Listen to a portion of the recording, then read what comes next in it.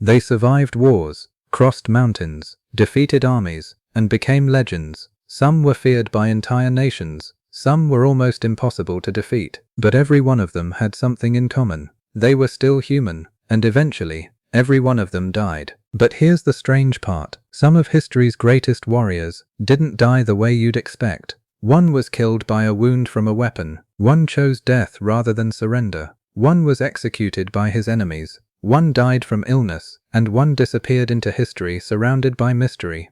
These are the final moments of history's greatest warriors. Chapter 1. Hannibal Barca. Imagine spending your entire life fighting Rome, and then discovering that your greatest enemy doesn't need an army to defeat you. Hannibal Barca was one of Carthage's greatest generals. He famously took his army and elephants across the Alps to invade Italy. For years, Rome struggled to stop him, but eventually, Rome turned the war around. Hannibal was defeated at the Battle of Zama. Years later, he was living away from Carthage when Rome demanded that he be handed over. Hannibal knew what that meant. He would be captured. So according to the historical record, he chose another option. Rather than surrender to Rome, Hannibal took poison. The man who had spent years trying to defeat Rome finally chose his own ending, rather than let Rome choose it for him. Chapter 2. William Wallace. Now imagine, you've spent years fighting an empire, and suddenly, you're betrayed. William Wallace became one of the most famous leaders of Scottish resistance against English rule. He helped defeat an English army at Stirling Bridge. But his success didn't last forever. After the defeat at Falkirk, he eventually lost his position as Guardian of Scotland. Then came the moment that changed everything. In 1305, Wallace was captured. He was taken to London and put on trial. The English crown declared him a traitor, but Wallace had never accepted Edward the Fast as his rightful king. It didn't matter. His fate had already been decided. On August 23, 1305, William Wallace was executed in London. His death was brutal, and his body was deliberately displayed as a warning to others. But instead of ending his story, it turned him into a symbol. The warrior had died. The legend had just begun. Chapter 3. Joan of Arc. Now, this one is different. Joan of Arc wasn't a traditional warrior like Hannibal or Wallace. She was a teenager who became a military figure during the 100 Years' War. She helped inspire French forces and became closely associated with the French victory at Orleans. But eventually, Joan was captured by Burgundian forces. She was handed over to an English-backed trial, and after a controversial religious trial, she was condemned. On May 30, 1431, Joan was executed by burning at the stake in Rouen. She was only 19, but her story didn't end there. Years later, the verdict against her was overturned, and centuries afterward, Joan became one of the most famous figures in French history.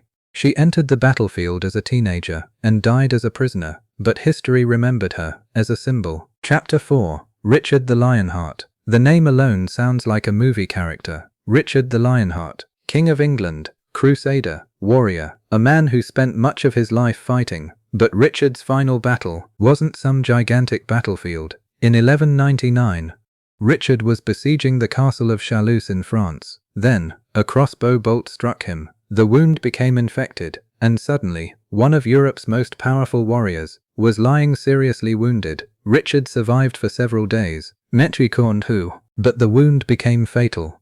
On April 6, 199, Richard the Lionheart died. Not during some glorious final charge, but because of a wound received during a siege. Even warriors who seemed almost invincible could be brought down by something as simple as a single projectile. Chapter 5. Genghis Khan. Now we come to one of the most powerful conquerors in history. Genghis Khan. He built an enormous empire, and his armies transformed the map of Eurasia. So you'd expect his death to be dramatic. Maybe surrounded by enemies, maybe killed in battle. But here's the problem. We don't actually know exactly how he died. In 1227, while campaigning against the Western Shia, Genghis Khan became seriously ill. Historical accounts differ about what caused his death. Some later traditions give different explanations. But the reliable core is simple. Genghis Khan died in 1227 during the campaign, and his death was kept secret long enough for his succession to be secured. His body was taken away, and the exact location of his burial remains uncertain. A man whose armies conquered enormous territories, left behind one final mystery. Where exactly was he buried? Even today, we don't have a confirmed answer. Chapter 6. Spartacus. And then, there was Spartacus, a gladiator, who became the leader of one of the largest slave revolts in ancient Rome. Imagine starting with almost nothing, and suddenly becoming the man Rome desperately wanted to stop. His army defeated Roman forces multiple times. But eventually, Rome sent stronger armies against him. The rebellion was crushed, and Spartacus disappeared into the final battle. Here's what's interesting. We don't have his confirmed body. Ancient sources disagree on exactly what happened to him in his final moments. But one thing is clear. The rebellion ended, and Rome made an example of thousands of captured rebels. Spartacus didn't become famous because he conquered Rome. He became famous because, for a moment, he made Rome afraid. Chapter 7. Miyamoto Musashi. And finally, Japan. Miyamoto Musashi, a legendary swordsman, famous for his duels and his philosophy of strategy. Unlike some of the warriors we've talked about, Musashi didn't die on a battlefield. In his later years, he became more focused on philosophy, writing, and teaching. His health declined, and in 1645, Miyamoto Musashi died. His final years were very different from the image of the unstoppable swordsman. No dramatic battlefield, no army surrounding him, just an aging warrior, leaving behind his ideas. And perhaps that's the strangest ending of all. After spending his life mastering the sword, Musashi's greatest legacy wasn't a battle, it was what he left behind. Hannibal chose death, rather than surrender. Wallace was executed by his enemy. Joan of Arc was condemned and burned. Richard the Lionheart died from a battlefield wound. Genghis Khan died during a campaign, but the exact circumstances remain uncertain. Spartacus disappeared in the final battle of his rebellion, and Musashi died peacefully after a lifetime of fighting and learning. Different warriors, different countries, different centuries, but the same ending. Death doesn't care how powerful your army is. It doesn't care how many battles you've won, and it doesn't care how terrifying your name has become, because eventually, even the greatest warriors put down their weapons, and that's why their stories survived them.